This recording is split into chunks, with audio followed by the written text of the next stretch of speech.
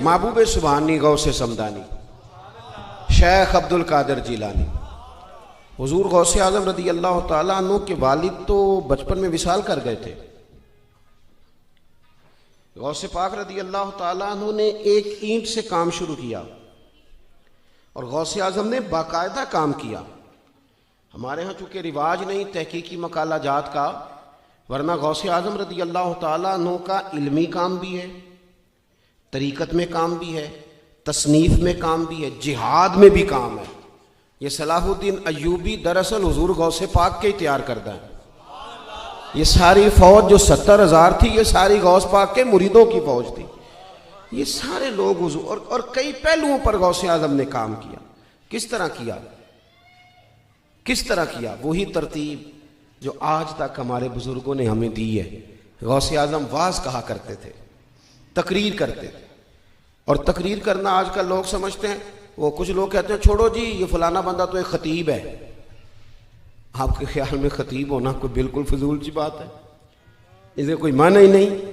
देखो खिताबत इतना ज़रूरी काम है कि गौसे पाक फरमाते हैं जब मैंने तालीम मुकम्मल कर ली और मैं पढ़ चुका था पर मैं तकरीर नहीं करता था, तो कहते मुझे ख्वाब में ना खुद रसूल करीम अलैहिस्सलाम की ज़ियारत नसीब हुई और नबी पाक सल्लल्लाहु अलैहि वसल्लम ने मुझसे फरमाया तू तकरीर क्यों नहीं करता, बात किया कर, बात किया कर। अल्लाह तबारक व तआला तेरी वजह से लोगों को फैज़याब करेगा, गुफ्तगू कर।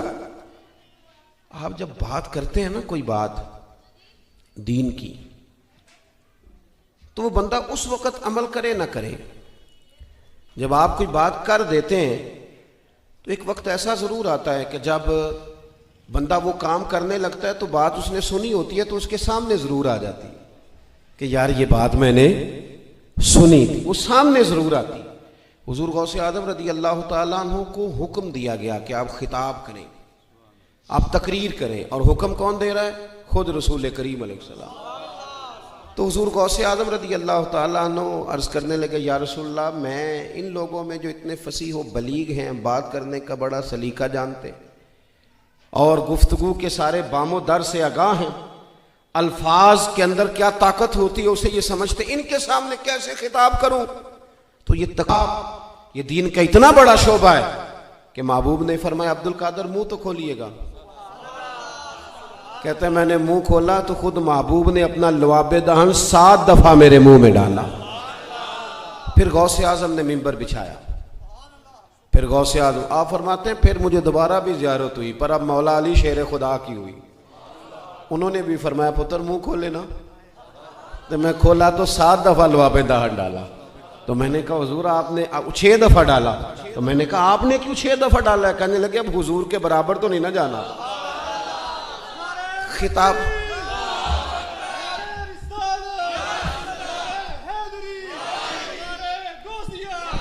अल्लाह आपको जिज़ा खैर। सुने सुने सुने, अल्लाह ताला आपको बरकत अता फरमाए। हज़रत पीर साहब भी तशरीफ़ फरमाएँ, हज़रत उस्तादुल उलमा भी तशरीफ़ फरमाएँ। माशाअल्लाह से रौनकें बढ़ गई हैं। तो अब ये कि बुज़ुर्गों को भी ज़्यादा देर नहीं बिठाना चाहिए, कुछ बातें कर ली जाएँ जल्दी से आपके साथ। आपने ना गुफ्तगू शुरू फरमाई, तकरीर शुरू की। पहले छोटी मस्जिद में थे, रश ज़्यादा हो गया। मैंने शुरू में कहा है कि मेरी तरह के कई लोग दावे करेंगे हमने बड़ी मेहनत की, कर जाते हैं लोग दावा, लेकिन ये मेहनत का ना थोड़ा सा ही दखल होता है, बाकी फजल इलाही होता है सारा। अल्लाह ही असबाब बनाता है, रब ही तरीके अता करता है, वही कबूल आम किसी को दे देता है, अपने ही उसके फैसले हैं। मैं तो अकेला ही चला था जानिबे मंजिल, मगर फिर लोग आते ही गए और कारवां बनता गया। ज़्यादातर अल्लाह ताला की मदद और उसके करम का ही दखल होता है। छोटी मस्जिद से बड़ी मस्जिद में गए, फिर वहाँ भी रश हो गया, तो फिर ईदगाह में चले गए, फिर वहाँ से भी लोग बढ़ गए। तो फिर गौसे आज़म ने बाहर खुले मैदान में डेरा लगाया। 70 हज़ार लोग एक वक्त में खिताब सुनने आते थे। और खिताब वो वाला नहीं कि जो बस खिताब है, जो बंदा कहे सवेरे मुझे नहीं पता क्या बयान हुआ था, वो वाला नहीं। इतना इल्मी फिक्री और इस कदर ज़्यादा तरबियती कि 400 उलमा कागज़ कलम लेके बैठते थे जो हुजूर गौसे आज़म के इरशादात को नकल किया करते थे। ये जो गुफ्तगू होती है ना, हदीस बताती है, इसमें जादू होता है। ये अपना रंग दिखा जाती है, इसमें ना कोई कुछ असर होता है, ये कर जाती है अपना काम। शेख याहिया बिन नजा कहते हैं मुझे थोड़ा थोड़ा शिकवा होता था, ये भी बड़े उलमा के उस्ताद थे, हुजूर गौसे आजम के हम असर हैं। कहते हैं मैंने अपने शागिर्दों से कहा वहाँ क्यों जाते हो दौड़ दौड़ के? तो एक दिन एक शागिर्द कहने लगा उस्ताद जी चलें आप भी एक दिन आ जाएं। तो मुश्किल होता है ना थोड़ा सा, मेरी तरह के आदमी जिन्हें 2 4 5 बच्चे जानने लग जाएं, चाहे दुनियादार ही, तो किसी और को माने ये बात ज़रा मुश्किल हो जाती। तो कहते मैं चेहरे पे कपड़ा लेके चला गया छुपा के अपना आप, लेकिन जब शेख ने गुफ्तगू छेड़ी ना तो रब करीम के बंदों की बातों में बड़ा असर होता है। और अक्सर वो बातें लच्छेदार नहीं सादा होती, पर वो कमाल कर जाती हैं। कहते मैं तो छुप के बैठा था ना, फिर कपड़ा कब सिर का पता नहीं चला, फिर चेहरा कब खुला पता नहीं चला। फरमाते हैं फिर आंसू कब आए पता कोई नहीं चला, और फिर दुनिया सारी चली गई, जलसा ख़त्म हो गया।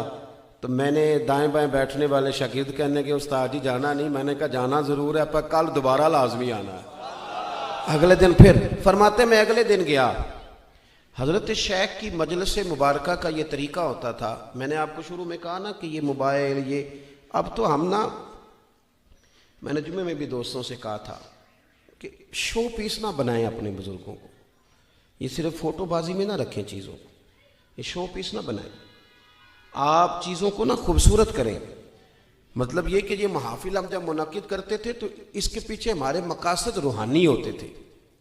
आमने सामने बैठेंगे कोई बात करेंगे, कई दफ़ा कुछ संग दिल रो नहीं सकता, पर किसी रोने वाले को देखता है तो रो पड़ता है, उसका लुत्फ बढ़ जाता है। ये महाफिल का ये नफ़ा होता। लेकिन हमने उसको भी ना फ़ोटोबाजी में, कुछ लोग पूरी महफिल में बड़े परेशान होते हैं कि कोई फ़ोटो 2 4 बनाने का मौका नहीं मिला, बड़े परेशान, तकल्लुफ़ बढ़ जाता है। और यूँ महसूस होता है कि जैसे ये काम ना ज़्यादा फ़ोटो से, बड़े बड़े प्रोग्राम, ये थोड़े दिन पहले मुझे ये सरकारी काम चल रहा था ना शान मुस्तफ़ा का, तो इंतज़ामिया को मुसीबत बनी हुई थी कि हफ्ता कैसे गुजारना है। तो कभी किसी की मिन्नत करते हैं, कभी किसी की मिन्नत करते हैं। तो मुझे भी कहने लगे कुछ लोग कि वो मनाना है तो किसी तरीके से आप भी वक्त देंगे। तो मैंने कहा एक शर्त है कि आप फ़ोटो नहीं बनाएंगे, इसलिए कि आपको हुक्म आया तो आपने 4 तस्वीरें बना कर ज़रूर भेजनी है कि लो जी हमने कर। यूँ ना करें, आप यकीन करें कि सुरूर ख़राब हो जाता है। ऐसे तो कहाँ थी फ़ोटो गौस पाक के ज़माने में, कहाँ था मीडिया, बात सीना बसीना थी ना, कोई दर्द था, एक जाता था तो वो 15 को लेके साथ आता था, वो बात फैल गई। और चूंकि खुलूस था, ना मुरीद बढ़ाने का शौक, ना अपनी शोहरत का शौक, मजमा लगा है गौस पाक गुफ्तगू कर रहे हैं, बारिश आ गई, लोग हिलने लगे, कभी कभी अंदर का दर्द जुबान पे आता है। हजरत गौसे आज़म ने 2 आंसू गिराए, अर्ज की मालिक तू तो दिलों के हाल जानता है, अगर ये लोग मैंने अपने लिए जमा किए हैं तो अल्लाह भगा दे सारे, और अगर तेरे लिए जमा किए हैं तो फिर भी तेरी मर्जी है। लोग कहते हैं सारे शहर में बारिश होती थी, पर जहाँ गौसे आज़म की महफिल होती थी वहाँ नहीं होती थी, सारे शहर में होती थी, जो खुलूस पे मिलता है, लिल्लाहियत पे। वरना तो बंदे को यूँ लगता है मैं अदाकार हूँ, मैं कह कुछ और रहा हूँ, कर कुछ, से महसूस होता है कि ये तो कोई शायद मुलम्मा साजी है, ये तो शायद मैं तोते कितना रट के कुछ बातें कर रहा हूँ। दोस्त शेख याहिया कहते हैं कि मैं ना अगले दिन गया तो महफिल मुबारका का ये तरीका था कि जब मजलिस ख़त्म होती थी ना तो 4 बंदे इस कोने से खड़े होते थे, कहते थे हुजूर कभी मस्जिद नहीं गए थे, आज के बाद तौबा करते हैं, 5 पढ़ेंगे। 10 उस कोने से खड़े होते, कहते हुजूर बड़ा लूटा लोगों को, चोरियां करते थे, हम तो रश देख के आए थे कि यहाँ क्या है, पर आपकी गुफ्तगू ने सीने के सारे मैल छुड़ा दिए, हुजूर आज ही तौबा करते, लोगों से माफ़ियाँ भी मांगेंगे, माल भी वापस करेंगे। 15 उस कोने से खड़े हुए और अर्ज़ की हुजूर बड़ा सताया रिश्तेदारों को, बड़ी दफ़ा दिल तोड़ा माँ बाप का, लेकिन आज लौट के जाएंगे, और जब तक माँ राज़ी नहीं होगी सोएंगे नहीं। ये तौबा करने वाले उठते, अपनी अपनी बात करते, कोई रोता, कोई बिलकता, कोई सिसकियाँ लेता, एक रंग होता, एक शौक होता, लगता कि लोग आए हैं कहीं तरबियत लेने के लिए। शेख याहिया फरमाते हैं कि मैं एक धागा ले गया, आज मैंने गिनना है कितने लोग तौबा करते हैं। कैसे गिनूंगा? कहते एक बंदा तौबा करेगा तो एक गिरा लगा लूंगा, फिर दूसरा तौबा करेगा तो दूसरी गिरें लगाता जाऊंगा, बाद में गिन लूंगा। कहते मैं ले गया धागा और एक बंदा उठा महफिल के बाद, तुम यानी वहां ये गिना जा रहा है तौबा कितने करेंगे। हमारी महफिलों में नोट गिने जाते, दथियां वाला लहदा बुलाई दा जिन्हें भान देनी है, यानी उन्हें 1000 लैके 950 वापस करना है। और यहाँ ऐसा तमाशा अजीबो गरीब, और आप यकीन करें कोफ्त होती है। क्या मतलब, इस तरह भी होना था? ये भी तरीका था? और कैसी सियानी कौम है, अपने हाथों से पहले बखेरती है फिर खुद इकट्ठे करती है ना जी। बच्चों का खेल आपने इकट्ठे तो बाद में करने थे। चंद दिन पहले मैं एक जगह पे था तो एक साहब कहने लगे, पीर साहब हर गल अपनी धक्के ना नहीं मनाई दी, मेरा बड़ा दिल है, मैनू खिदमत करन दियो, सुटन दियो। मैं कह लिया फिर बेलिया 5-5 हज़ार वाले सुट, तेरा पता लगे ना तेरा बड़ा दिल करता सुटने थे। क्या फलसफा आपने, इससे बाहर आए। यानी ये चीज़ थोड़ी सी ना और तरफ लोगों की रगबत दिलाती है। फिर नोटों वाले कब्जा कर लेते हैं स्टेज पे, फिर दथियों वाले फ्रंट सीटों पे आ जाते हैं। गरीब बेचारा पीछे मूवी के पीछे छुपता फिरता है कि नोट होते तो मेरी भी सीट आगे होती। आप मिलाद शरीफ में भी लोगों का ये अंदाज करेंगे, 11वीं में भी लोग यूं तरसेंगे किसी बुजुर्ग की जियारत करने को, आगे बैठने को, दुआ लेने को। शेख याह्या कहते हैं मैं धागा ले गया, एक बंदा उठा तौबा करने को तो मैंने एक गिरा लगाई, दूसरा उठा तो दूसरी लगाई। करीब ही मिंबर शरीफ के बैठा था। पहले तो 2-2, 4-4 लोग उठते थे तो गिरहें लगाता गया, फिर लोग दर्जनों के हिसाब से उठने लगे। अब कैसे गिरें लगाऊं? कभी 20 उठ रहे हैं, उसके बाद 7 ही 50 उठ रहे हैं, फिर 100 उठ रहे हैं, कैसे गिरे लगाऊं? कहते कभी मैं लोग देखता, कभी खिताब सुनता, कभी धागे को गिरा लगाता। जब मैं उलझ गया ना और मेरे चेहरे पे परेशानी के आसार आए तो सरकार गौसे आज़म ने नज़र फरमाई। और रब करीम के बंदे की जो बातें होती हैं बड़ी निराली होती हैं। हुजूर गौसे आज़म मुस्कुरा के फरमाने लगे, याह्या मैं दिलों की गिरें खोलता जाता हूँ, तू लगाता जाता है। ये क्या बात हुई? मैं तो गिरें खोल रहा हूँ और तू गिरें लगा रहा है। और फिर फरमाने लगे, ये मेरी वजह से तौबा नहीं कर रहे, ये खुदा के फजल से तौबा कर रहे हैं। और अल्लाह का फजल गिना नहीं जा सकता, वो शुमार नहीं होता। अब कोई भी काम है ना ऐसा, कोई भी दुनिया में कोई भी काम, वो टाइम जरूर मांगता है, आपको वक्त देना है। और आप जिस शोबे से ताल्लुक़ रखते हैं उसके लिए आपको चीज़ों को मैनेज करना है।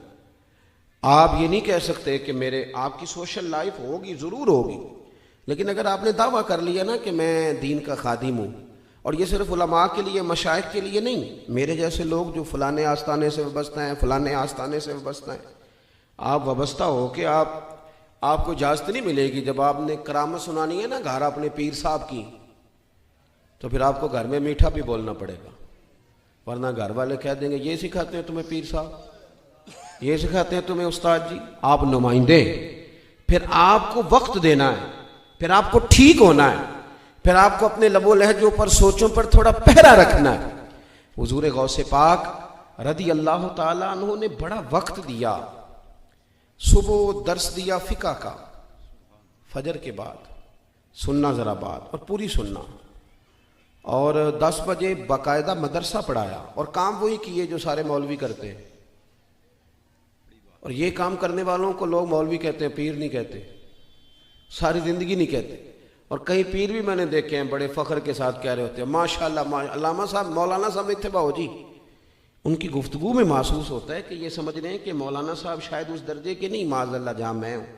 सुने, सुबह फ़िक़्ह का दर्स दिया गौसे पाक ने, और फिर सुबह 9-10 बजे मदरसा पढ़ाया, असबाक पढ़ाए, बाकायदा किताबें पढ़ाते थे गौस पाक। और मैं इंशाअल्लाह ताला जिम्मेदारी से हवाला अर्ज़ करूँगा, हमारे यहाँ ना मदारस में नाज़्म तालीमात होते हैं जो असबाक तकसीम करते हैं। चलो मैं आपकी बोली में बताता हूँ, पीरियड नहीं बांटे जाते, चलो अल्लाह करे तो हम समझ ला गए। इसी का तर्जमा मदरसे में असबाक बांटना होता है, ये उस्ताद ये पढ़ाएगा, ये उस्ताद ये सबक पढ़ाएगा। तो नाज़्म तालीमात असबाक तकसीम करने लगे तो हुजूर गौसे आज़म से कहने लगे, हुजूर आपको कौन सा सबक देना है, यानी किताब कौन सी दें आपको? फ़िक़्ह पढ़ाएंगे, उसूल पढ़ाएंगे, हदीस पढ़ाएंगे, ग्रामर पढ़ाएंगे, नहव, क्या सबक आपको दें? तो गौस पाक फरमाने लगे मुझे सबक ना दो। तो तो हुजूर फिर फरमाया इस तरह करो कि लायक लायक बच्चे तुम सारे रख लो, नलायक सारे मुझे दे दो। नलायक दो सारे, मैं नलायकों को पढ़ाऊंगा। नलायक सारे, मैं अक्सर कहता हूं कि ये जो पास आया, फर्स्ट आया है तुम्हारे कॉलेज में, इसका तुमने बोर्ड पे फोटो लगाई है, तो जो फेल हुआ है फीसें तो उसने भी पूरी दी थी, कॉलेज तो वो भी आया था, उसका भी तो कवाली वारस बने ना, उसका बनते ही कोई नहीं। फरमाया ये नलायक मुझे दो, बल्कि मैंने पढ़ा। एक कुंद ज़ेन बच्चे को गौस पाक सबक याद करा रहे। ये मदरसों के बच्चे बड़े प्यार के काबिल होते हैं और बड़े बड़े अनोखे होते हैं। आप यकीन करें, कभी कभी ये इतना प्यार दे जाते हैं कि दिल ठंडा हो जाता है, मज़ा कर जाते हैं। तो एक बच्चा था, गौस पाक सबक पढ़ा रहे थे, तो वो ना कुंद ज़ेन था बेचारा, याद ही नहीं होता था।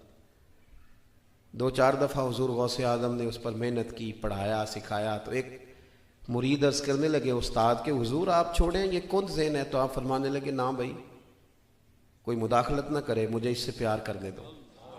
तुम्हें क्या पता वक्त क्या है, आइंदा हालात क्या हैं। वो उस्ताद कहते हैं पूरा हफ्ता नहीं गुजरा था कि वो तालिब इल्म इंतकाल कर गया। अब मुझे समझ आई कि सरकार गौस आज़म का इससे मोहब्बत का ये अंदाज क्यों था।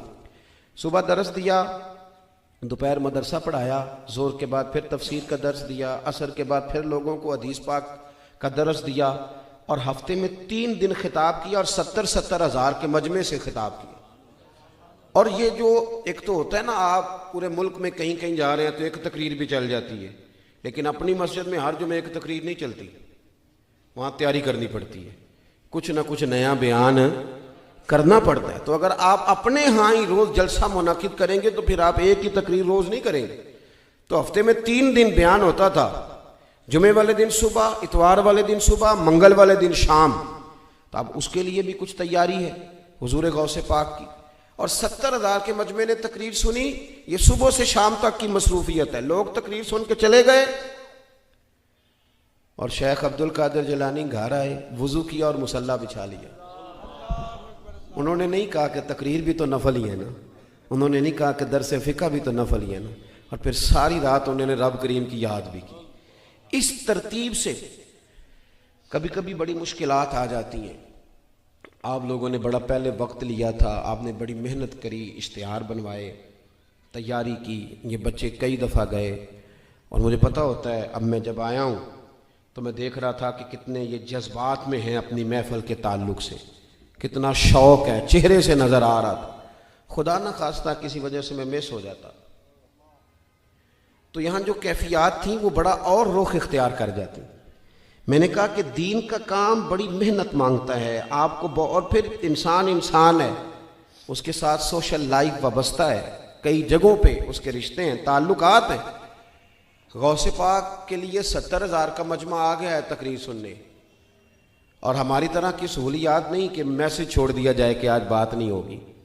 कोई घोड़े पे बैठा है, मीलों का सफ़र करके आए, कोई खच्चर पे बैठा है, कोई 4 दिन में पहुंचा है, कोई 6 दिन में पहुंचा है। 70 हज़ार का मजमा लग गया, लोगों की आमद हो गई सुनना। दोस्तों, मैंने कहा कि दीन का काम जिन लोगों ने किया उन्होंने कर दिखाया। उधर मजमा लग गया, उधर साहिबजादे का इंतकाल हो गया। ऐन वो वक्त जो खिताब का है, कब्र शरीफ तैयार हो गई, गुस्ल हो गया, कफन दे दिया गया। हजरत गौसे पाक रज़ी अल्लाह ताला अन्हु से अहले खाना ने कहा, हुजूर आप क्या करना है, जलसा या बेटे का जनाजा? ये मुश्किल कभी कभी आती है, लेकिन फिर खड़ा करती है, बंदे को एहसास दिलाती है कि अब पता चलेगा कि तेरा असल वादा किसके साथ है, असल तूने कहाँ कहाँ अहद किया है जिसको तूने निभाना है। हुजूर गौसे पाक फरमाने लगे, भाई ये जो लोग आए ना 70 हज़ार जी आए हैं रब रसूल का दीन सुनने। तो मालिक को भी तो पता था ना कि ये दीन सुनने आए हैं, पता था ना मालिक को। तो मेरे बेटे को अगर आज ही उसने अपनी बारगाह में बुलाया है, अगर वो इस बात पे राज़ी है तो मैं भी उसकी रज़ा पे राज़ी हूँ। फरमाया तुम इसको गुस्ल दो, कफन दो, मैं जा रहा हूँ खिताब करने।